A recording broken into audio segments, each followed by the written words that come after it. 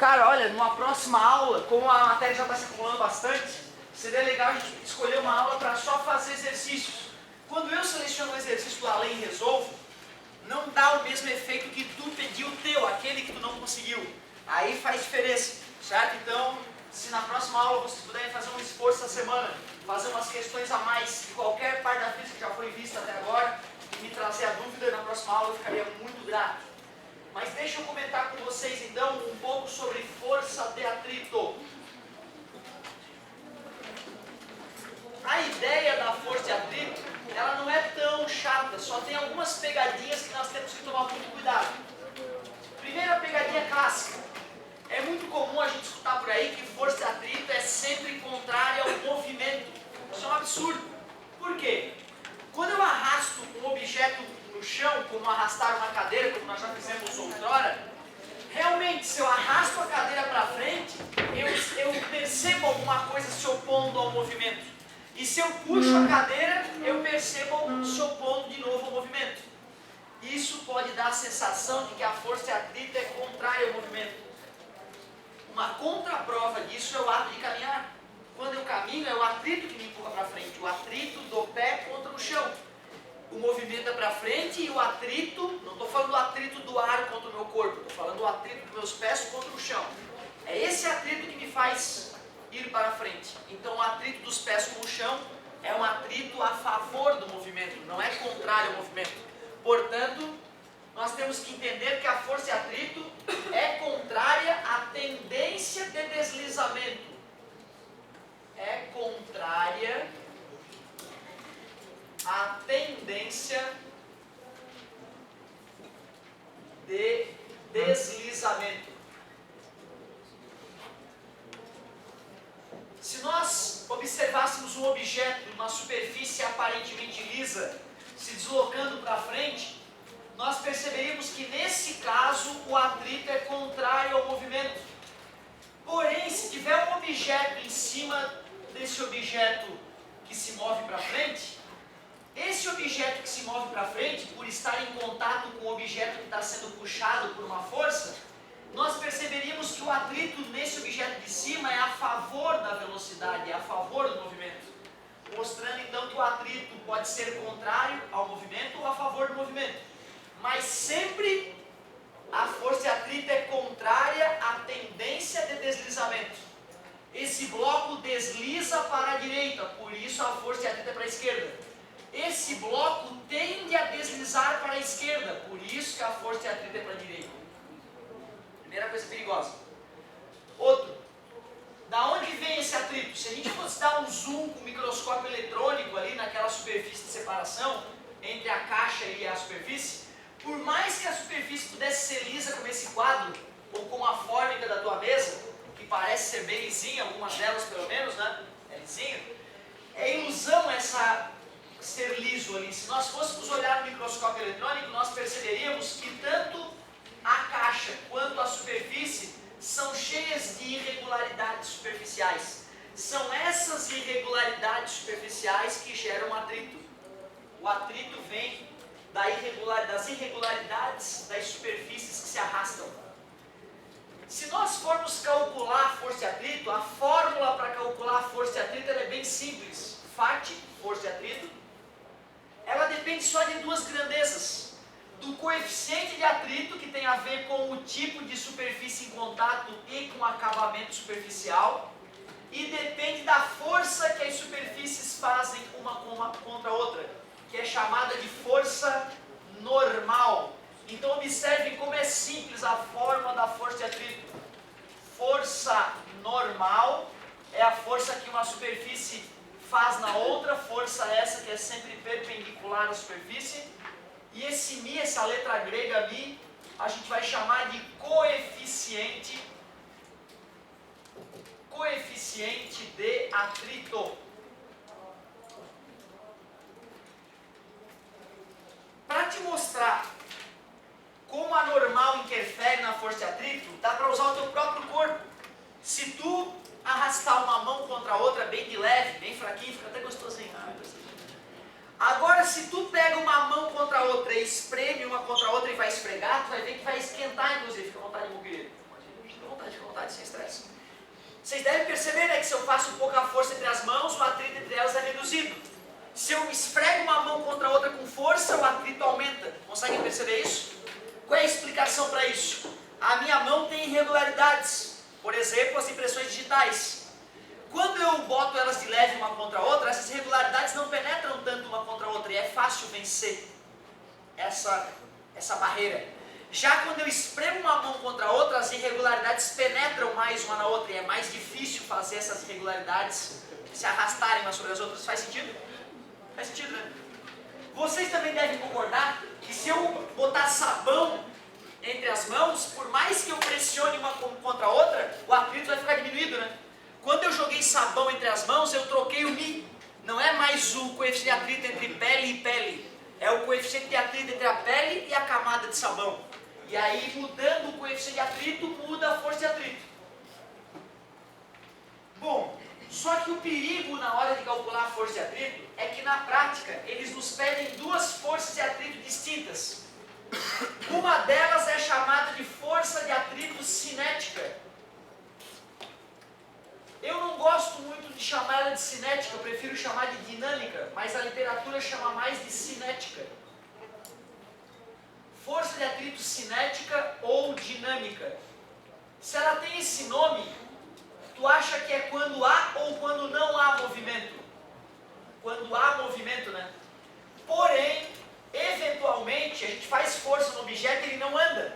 Se eu faço força no objeto e ele não anda, aí a força de atrito é chamada de força de atrito estática. Obrigado. Observem que a fórmula, pessoal, não mudou. Para calcular a força de atrito cinética ou dinâmica, que é quando há movimento, portanto, nesse caso a velocidade vai ser diferente de zero, é só pegar o coeficiente de atrito cinético ou dinâmico e multiplicar pela força normal. Porém, quando vamos calcular uma força de atrito estática, que é quando o objeto está parado, nós temos que ter muito cuidado, porque essa força de atrito estática que eu calculo é a máxima. E a força de atrito estática, ela pode ir desde zero até esse valor máximo que eu calculo. E é isso que deixa os alunos confusos. Quando eu calculo uma força de atrito estática, não quer dizer que seja ela que vai atuar no objeto. Tu pode ter calculado 1000 e a resposta pode ser 0. Tu pode ter calculado 1000 e a resposta ser 2. Então esse é que é o perigo. Para te mostrar como é perigoso isso, eu vou fazer um exemplo. Eu acho que o exemplo é a melhor maneira de te mostrar o perigo na hora de calcular uma força de atrito. Fazer um exemplo bem clássico então. Olhem só que interessante. Exemplo. Eu tenho lá um objeto que está inicialmente parado. Eu afirmo então V0 igual a 0. Gravidade 10 metros por segundo ao quadrado, valor clássico. Massa do objeto. Minha mãe mandou 30 kg. Coeficiente de atrito estático e coeficiente de atrito cinético ou dinâmico. Eu aviso que o coeficiente de atrito estático é 0,5 e o coeficiente de atrito dinâmico é 0,3. E faço as seguintes perguntas.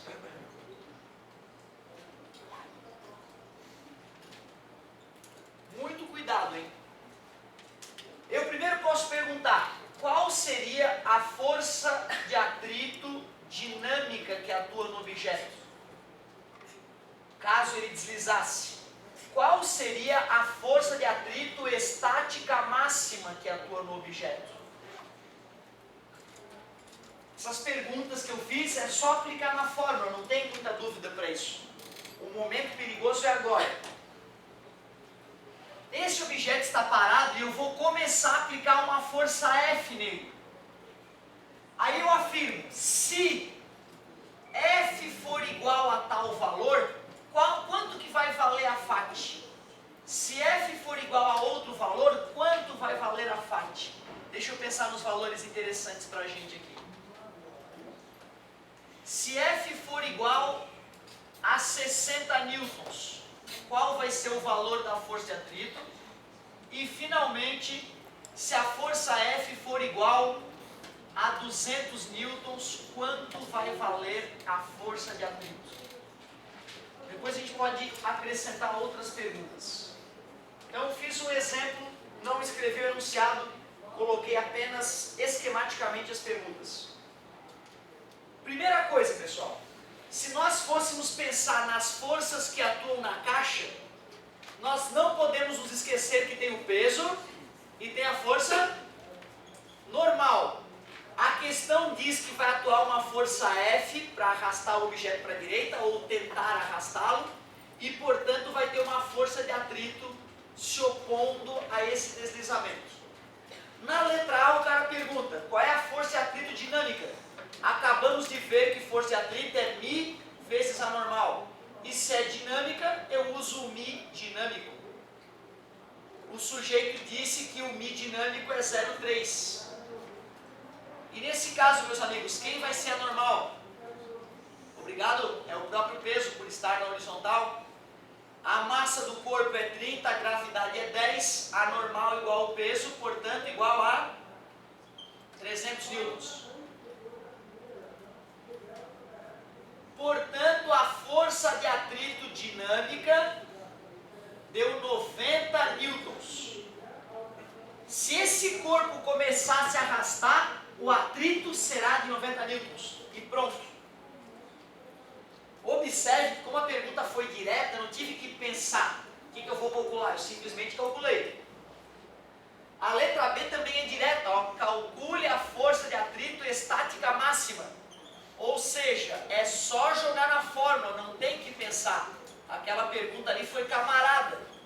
Pergunta tranquilinha de responder. Quanto é que é o μ estático? O μ estático é 0,5. A normal igual ao peso, já calculamos, 300. Portanto, a resposta da letra B, que é a força de atrito estática máxima, 150 newtons.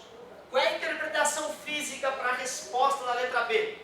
Que se eu puxar o objeto com até 150 newtons, ele não desliza, ele continua parado. Só que se eu faço 150,1, aí o objeto começa a deslizar. E se começa a deslizar, a força de atrito que passa a atuar é a dinâmica. Observem que até aqui eu não tive que tomar decisões importantes. Eu simplesmente joguei na fórmula. Nem sempre o vestibular vai ser camarada assim. Primeiro calcula a dinâmica. Agora calcula a estática máxima. Agora vamos pensar junto. Só que se o vestibular não faz isso, tu pode fazer, pô. Caiu a questão de atrito. Primeira coisa, vou calcular o atrito dinâmico e o atrito estático. Agora eu vou pensar. Se o vestibular não te pedir, tu pode tomar a dianteira e fazer isso. Então, uma dica legal para tu matar questões de atrito que sejam completinhas é, primeiro passo, calcular o atrito dinâmico ou estático, aquele que existe quando há deslizamento, e calcular a força de atrito estática máxima, que é a maior força de atrito que existe enquanto o objeto estiver parado. Vamos agora juntos e com muita calma analisar os itens C e o item D, porque a parte difícil já foi, agora é só pensar com calma. Eu te pergunto, se eu faço 60 newtons, o cara desliza já que ele está parado? Ele não desliza, né? Não desliza porque o atrito estático aguenta até... Se eu puxo o cara com 60 e ele não vem, quanto deve ser a força que se opõe? 60. O aluno que calculou, sem pensar, ele pensa, já que está parado, o atrito que atua é 150, não pode. Tu imagina, cara, eu puxar um objeto com 60 newtons e ele me puxar com 150? Seria equivalente tu puxar coisa e não vem, aí ela sai te arrastando para o outro lado. Isso é um fenômeno paranormal que não existe. Eu digo isso porque se tu usar o teu bom senso, tu acaba, filtrando algumas coisas que tu poderia errar sem usar o bom senso. Então, parabéns quem está ligado. Quando eu faço uma força F igual a 60 newtons, ele não anda. Se ele não anda, a força resultante é zero, primeira lei de Newton. E para a força resultante ser zero, só se o atrito está se igualando a F. Portanto, o atrito vale 60.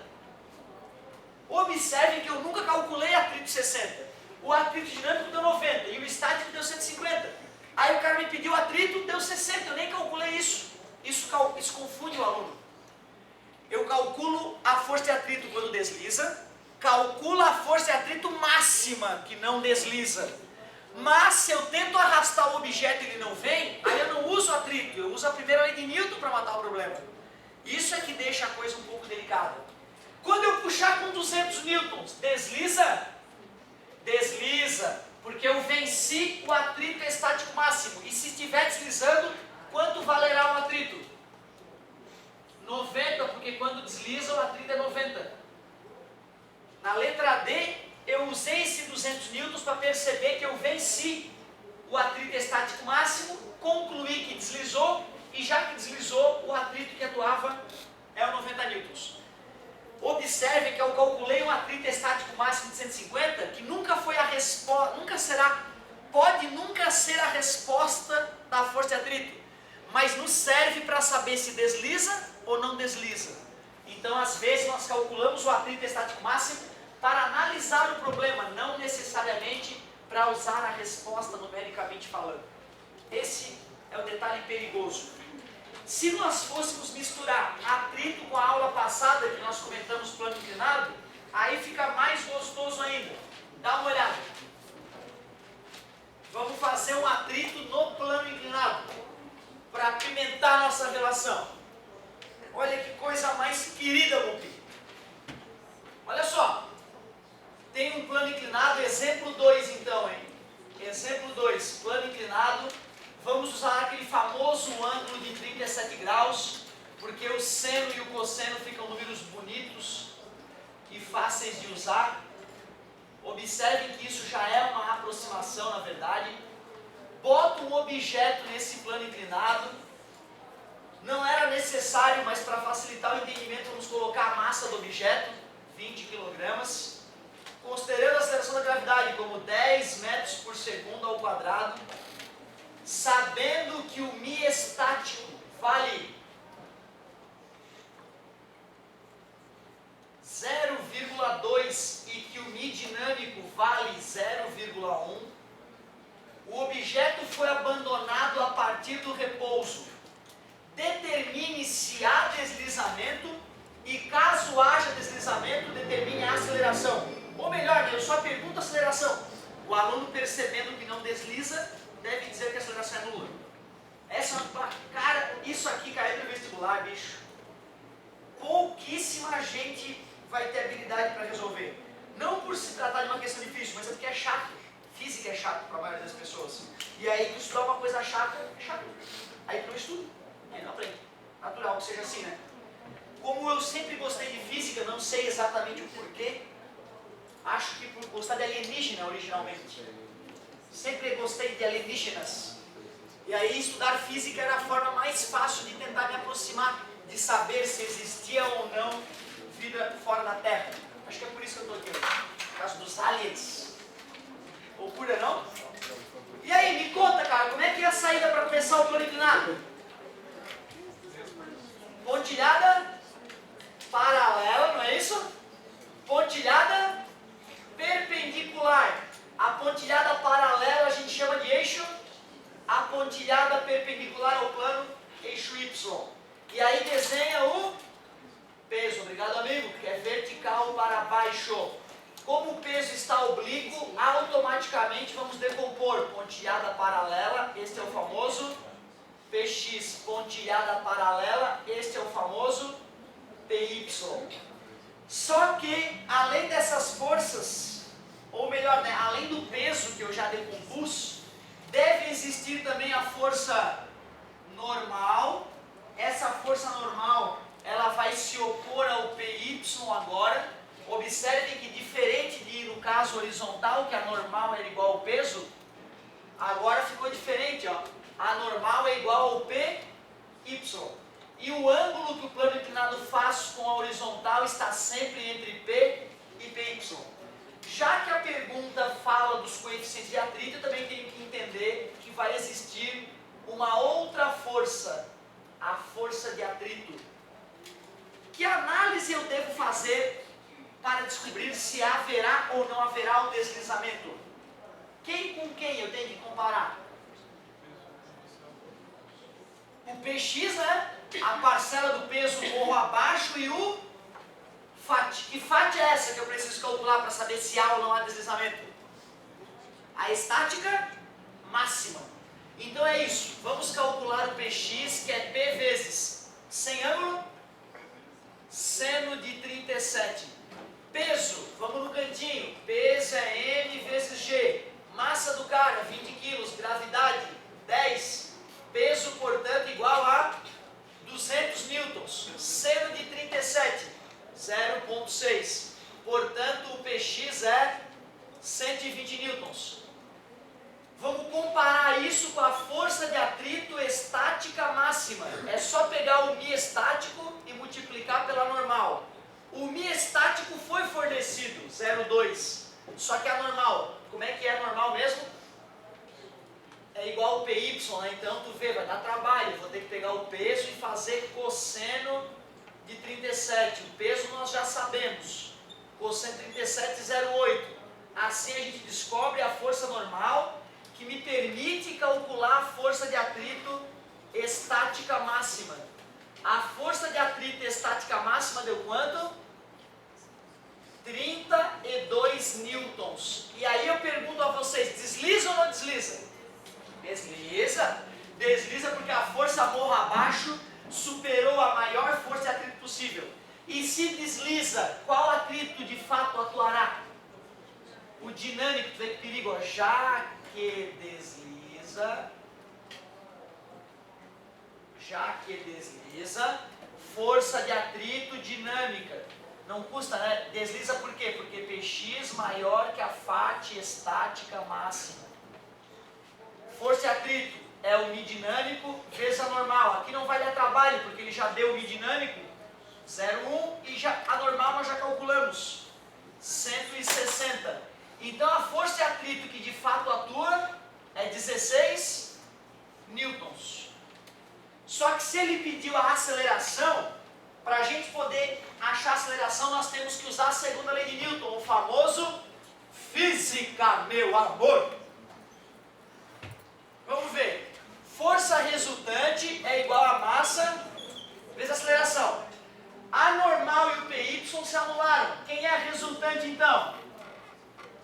Px menos força de atrito. Muito obrigado. Isso é igual a massa vezes a aceleração. O Px foi calculado, 120 newtons. O atrito foi determinado, 16 newtons. A massa do cara, 20 kg. Achamos a aceleração. 104 dividido para 20 é igual a aceleração.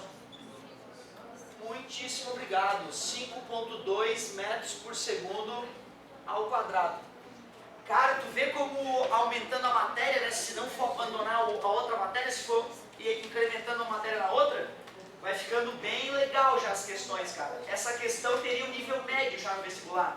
Não é a mais difícil, mas nem de longe é a mais fácil. O vestibular tem bastante questões de física bem básica, né? Essa aí eu já diria que é um nível médio. Ah, professor, mas na USP, não. Na USP tudo bem, eu te confesso que essa questão é nível básico na USP. No ITA é uma questão idiota, eu confesso. Mas para a nossa região era de nível médio alto. Confie no que eu estou dizendo. Então, se tu manjar esse tipo de questão, já tem que se orgulhar, meu querido. Treina um pouquinho, que a pouco ela vai ser tua. Para eu morrer de felicidade, cara, se eu poder falar um pouquinho da força elástica, vai dar tempo. Fazer um comentáriozinho sobre força elástica, e aí a tua tarefa vai ser fazer questão, cara, porque na semana que vem eu vou tirar o dia à noite para resolver exercício. Certo, meu querido?